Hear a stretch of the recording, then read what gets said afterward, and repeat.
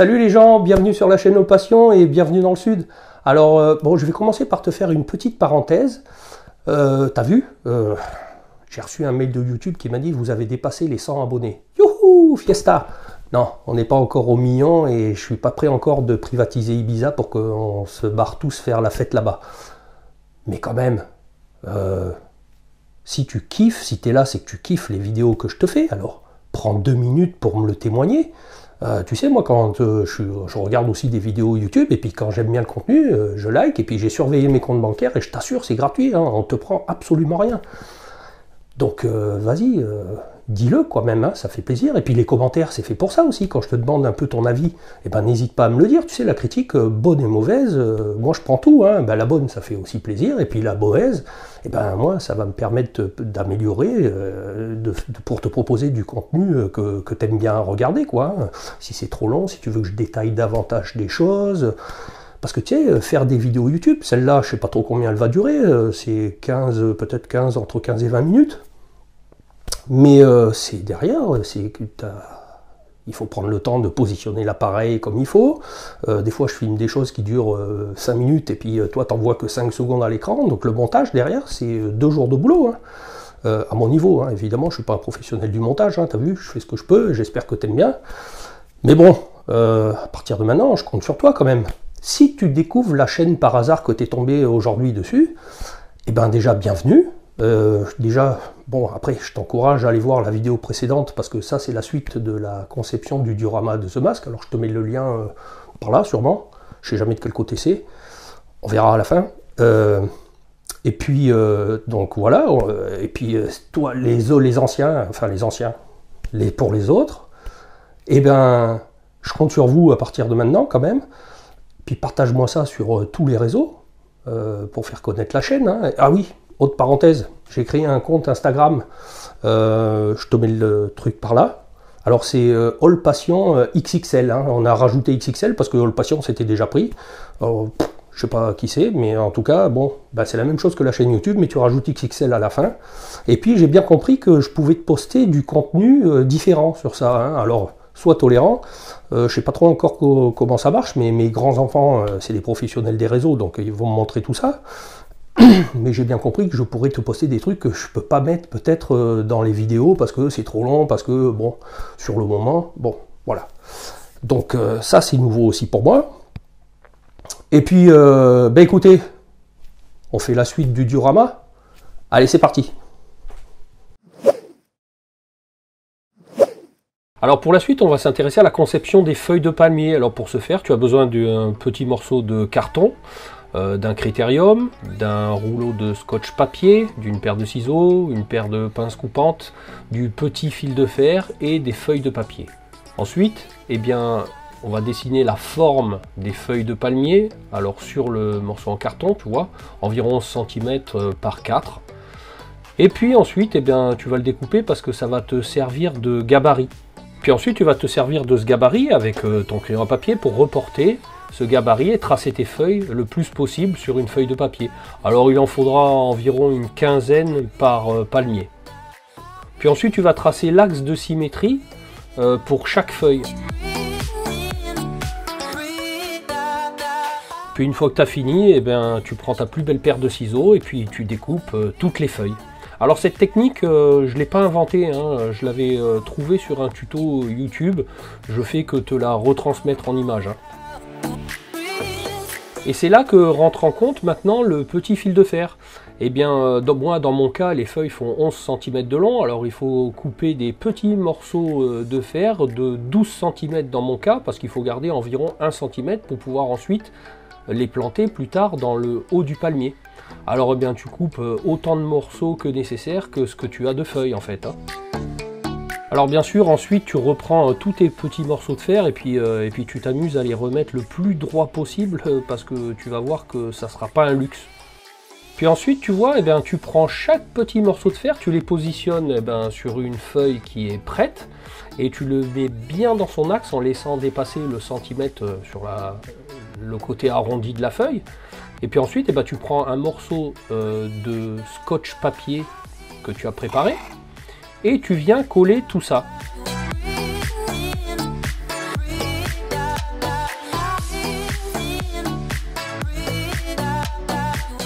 Et ensuite tu viens plier la feuille sur son axe de symétrie dans la longueur, en laissant justement le morceau de fil de fer à l'intérieur. C'est-à-dire que tu replies la feuille sur le scotch papier que tu viens de mettre. Et ensuite tu reprends ta paire de ciseaux et puis tu coupes tout le scotch papier qui dépasse pour qu'il ne reste plus que ta feuille.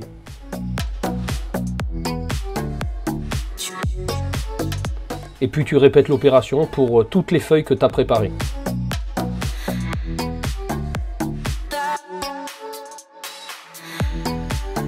Et ensuite, tu prends tes feuilles qui sont pliées en deux, et puis tu prends ta paire de ciseaux, et tu viens faire des incisions, comme je te montre, très rapprochées, sur toute la longueur de la feuille.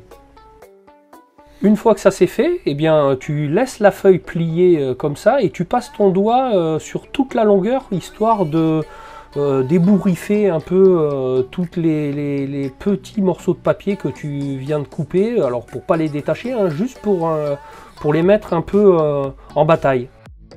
Tu ouvres ta feuille et puis tu as déjà le rendu d'une feuille terminée qui restera plus qu'à peindre.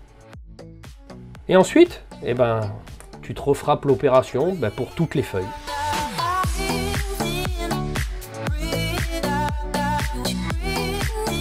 Bon, ensuite il te faut trouver un support pour pouvoir les peindre facilement. Alors moi, tu vois, je me sers d'une plaque de mousse extrudée, d'une chute que j'avais, où je les plante toutes environ à 45 degrés pour pouvoir au moins peindre une face à la bombe facilement.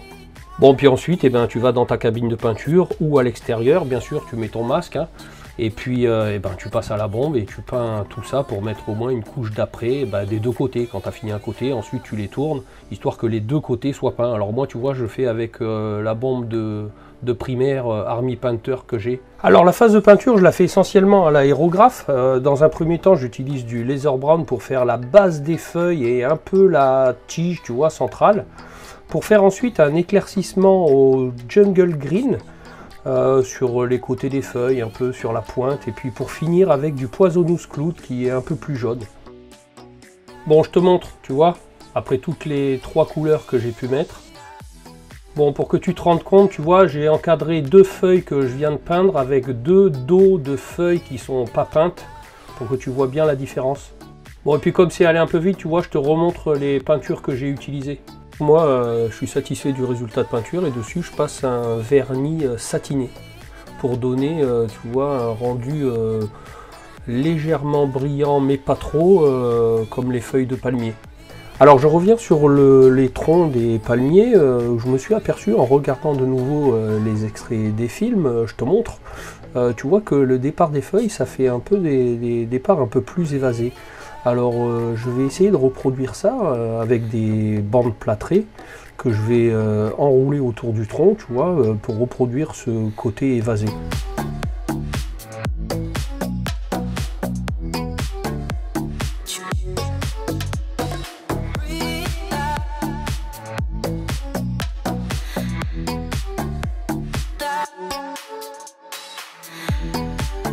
Bon, voilà ce que ça donne une fois sec et on va pouvoir passer à l'étape suivante pour la préparation pour la mise en place des feuilles. Alors pour la mise en place des feuilles, j'ai prévu de mettre une quinzaine de feuilles par palmier, donc 3 rangées de 5 feuilles. Alors pour ce faire, j'utilise une Dremel avec un fourré de 1,2 mm et sur chaque niveau, je vais percer 5 trous espacement régulier. Tu vois, je me cale sur la forme d'un pentagone et je vais faire des perçages avec une inclinaison de 45 degrés.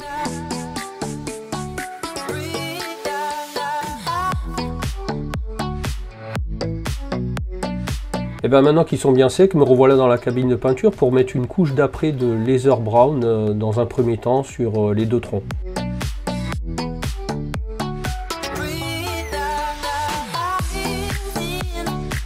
Bon, pour la suite de la peinture des troncs, bon, je t'ai déjà expliqué comment on faisait un brossage à sec, hein. Alors pour celui-là, tu vois, je vais utiliser du skeleton bone pour faire un petit éclaircissement sur l'ensemble des troncs. Alors tu vois, passe mon pinceau, je le sèche complètement et puis c'est parti pour un brossage à sec sur toute la surface du tronc. Alors tu vois, ça fait ressortir toutes les arêtes, notamment le départ des feuilles.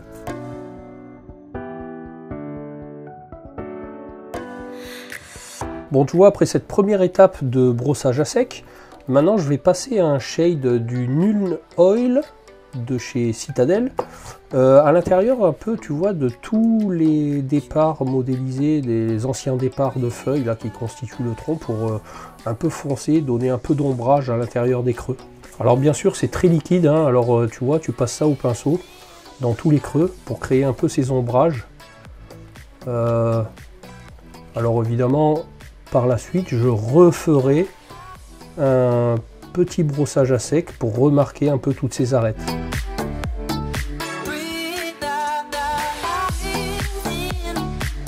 Bon, voilà ce que ça donne après cette première partie d'éclaircissement, d'ombrage. Et puis maintenant je vais refaire une petite session d'éclaircissement uniquement sur les départs là, tu vois. Bon, et puis tu vois, une fois terminé, pour fixer tout ça, eh bien, je suis allé lui passer un petit coup de vernis mat en bombe, toujours le même de chez Army Painter. Bon, et bien, il est temps maintenant de pouvoir assembler les feuilles des palmiers sur les troncs. Alors pour ce faire, eh bien, tu vois, je vais mettre une petite goutte de colle sur chaque tige. Et puis il n'y a plus que les enfiler sur les trous, hein. Tu vois, je mets une petite goutte de colle.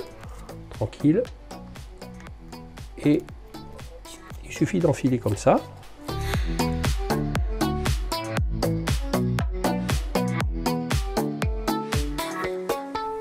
Voilà pour ce premier étage, et puis ensuite tu vois l'avantage d'avoir mis le fil de fer à l'intérieur, c'est que tu vas pouvoir leur donner la forme que tu souhaites.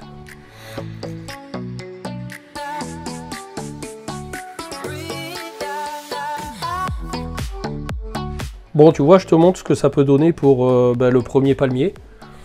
Voilà, écoute, dis-moi dans les commentaires ce que tu penses du rendu. Mais franchement, moi je trouve que ça le fait bien. Voilà, ça c'est le premier palmier. Écoute, je fais le second et puis je te reprends après.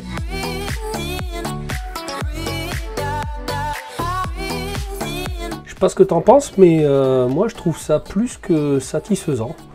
On dirait vraiment des mini palmiers. Je pense que ça va faire joli dans le décor. Hein? Qu'est-ce que t'en penses toi? Allez, dis-moi tout. Si, ouais, je pense que ça va pas mal. Hein? Non, franchement, une fois dans la case, ça rend plutôt bien. Qu'est-ce que t'en penses toi? Dis-moi tout ça dans les commentaires. On passe à la suite? Allez. Et bien maintenant on va assembler les lampes sur les guéridons, tu vois. Alors je vais faire passer le fil à travers le trou pour faire sortir tout ça par dessous, puisque quand je l'ai modélisé et que je l'ai imprimé, j'avais prévu que tout le pied de table soit creux. Alors mis à part sur ceux qui sont à moitié, hein, où je le ferai passer directement derrière, mais là on va le faire passer à l'intérieur. Alors ici, tu vois, bon j'espère que la résistance va passer à travers le trou. Mais en principe, ça devrait aller.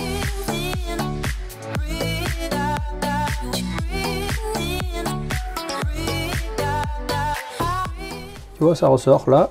Hop.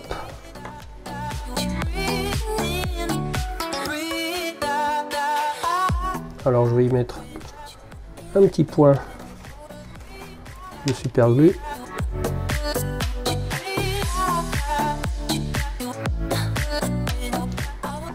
Vois. Premier guéridon avec la lampe, c'est fait. Allez, je m'occupe des autres.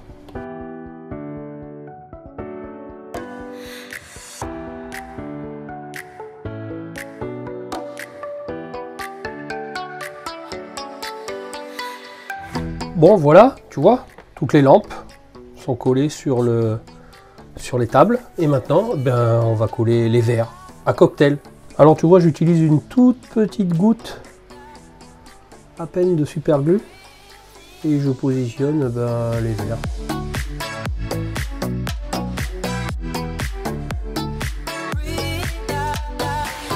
Bon, tu vois, je te montre. Voilà le résultat final des guéridons avec lampe et verre à cocktail. Restera plus qu'à trouver un moyen de câblage dessous pour l'éclairage des lampes. Et bien maintenant on va s'attaquer, je crois, à la piste de danse. Pour la piste, j'ai acheté un morceau d'Isorel, tu vois, revêtu blanc. C'est une plaque de 800 par 400 en 3 mm d'épaisseur. Alors sur cette plaque, tu vois, j'ai tracé, je sais pas si tu vois, j'ai tracé les dimensions de ma case, moins bien sûr l'épaisseur des décors que j'ai commandé chez MyDisplay. Donc eh bien, moi j'ai tracé une piste qui va faire 38 cm de profondeur par 37 de large, puisque mes cases moi font 37,7 et les décors font 3 mm d'épaisseur. Eh bien je vais couper ça à la scie circulaire rapidement. Bon, je te fais une petite parenthèse juste pour te montrer la scie circulaire que je viens d'utiliser, c'est la Festool TS55 REBQ. Bon, juste pour te dire que moi, si tu es comme moi et que tu travailles le bois, et surtout si tu veux faire des meubles en mélaminé, moi je me suis acheté ça, j'ai fait un dressing, toutes les vitrines où j'expose mes figurines, et avec ça, tu es sûr d'avoir un résultat parfait, quoi, hein. Ça fait des coupes irréprochables. Bon, c'est une scie plongeante, tu vois, où tu peux régler la profondeur de coupe. C'est franchement, enfin, je pense que tu en as déjà entendu parler. Je te montre pas l'état des coupes, mais tu vois, si, je te montre. C'est parfait. Voilà, c'était juste une petite parenthèse pour te montrer. Bon, si tu veux que je te fasse une review plus en détail de cette scie plongeante, tu me le dis dans les commentaires. Bon, ceci étant, tu vois, maintenant que la coupe est faite, hein, 38-37, comme je t'ai dit, et bien, tu vois, en plus de ça, j'ai acheté un petit assaut, je te montre, de 9 par 9, tu vois. Bref, pour mettre dessous, comme ça, il va falloir que je fasse tout le tour, tu vois, pour surélever la piste d'environ 1 cm, quoi, un 9 et 3, bon, ça fait 12. Pour pouvoir mettre quoi, et comme je t'ai dit, il va y avoir un peu des fils électriques dessous pour de l'éclairage, et puis le support de figurine, tu te rappelles que je te présente à chaque fois, il va falloir que je mette un support de figurine dessous pour mettre la tige transparente, parce que moi je veux pas foutre ce gros socle noir pour tenir ma figurine. Donc tu vois, je vais m'occuper à rapidement faire un cadre dessous, tu vois, comme ça, et je vais couper des tasseaux pour encadrer et surélever la plateforme. Bon, maintenant tu vois, on va coller tout ça à la colle à bois.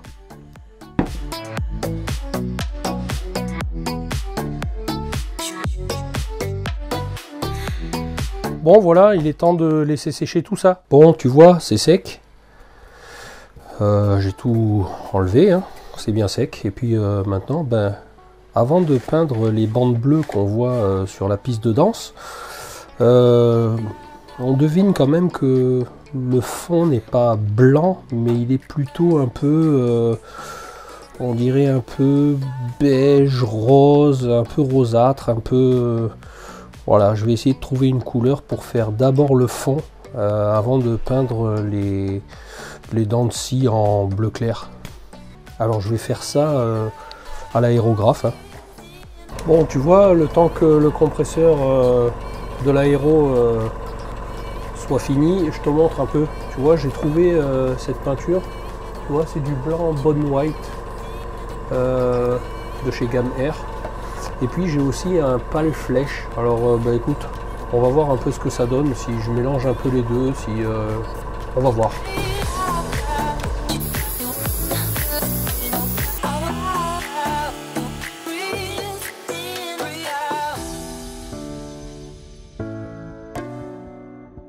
Bon, tu vois, je te montre.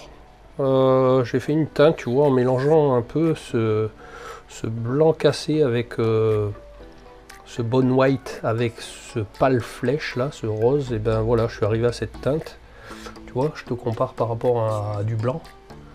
Je pense qu'on est assez proche de ce qu'on voit dans le film au niveau de la couleur de la piste. Bon, on va laisser sécher tout ça. Bon, tu vois, à l'aéro, l'avantage, c'est que tu peux donner aussi l'effet à l'aéro d'un effet marbré, tu vois. Je sais pas si tu vois bien, mais ça fait un peu comme des taches. C'est volontaire, hein, parce que j'ai remarqué que le sol, et ben voilà, tu vois, il avait une tendance. Et puis, bon, c'est une piste de danse, donc je sais pas si j'y passerai quelque chose pour les traces de pas, les choses comme ça, mais bon, elle est pas propre, hein, forcément, la piste de danse. Donc maintenant, on va s'attacher à faire les bandes bleues, tu sais, en dents de scie. Alors, ben écoute, moi j'ai 37, là, je vais diviser par 8, et ça me fait 4,62, quelque chose comme ça. Et puis, bah écoute, je vais tracer ça, et puis je vais mettre du scotch de masquage, tu vois, du scotch papier. Et puis je pourrais peindre ça de nouveau à l'aéro en bleu clair. Alors je pense que je vais faire 3 bandes.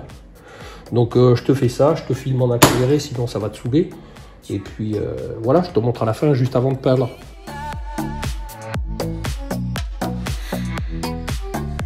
Bon, tu vois, je te montre.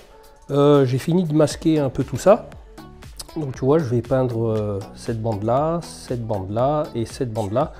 Je vais quand même masquer le reste, hein, des fois qu'il y ait des projections de bleu qui aillent ailleurs, je voudrais pas tacher le reste. Bon, tu vois, je te montre. Je vais passer cette peinture, tu vois, c'est celle qui, pour moi, s'approche le plus de la couleur des bandes bleues qu'on voit dans le film, sur la piste. Donc, bah écoute, je fais ça à l'aéro, et puis tu vas voir.